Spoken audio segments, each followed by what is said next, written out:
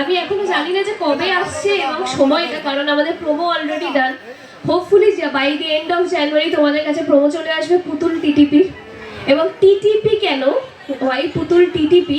TTP মানে হচ্ছে টেনে টুনে পাস, সেটা হচ্ছে full form of the TTP. তো পুতুলও এরকম টেনে টুনে পাস। তো পুতুলের লাইফ নিয়ে পুতুলের গল্প হচ্ছে।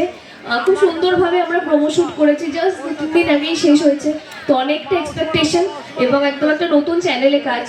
প্রথমে তোমরা আমাকে স্টার জলসায় দেখেছো, জি বাংলায় দেখেছো, এবার আমি আসছি সান বাংলায়। তো অনেকটা আশা উত্তেজনা নিয়ে কাজটা করছি।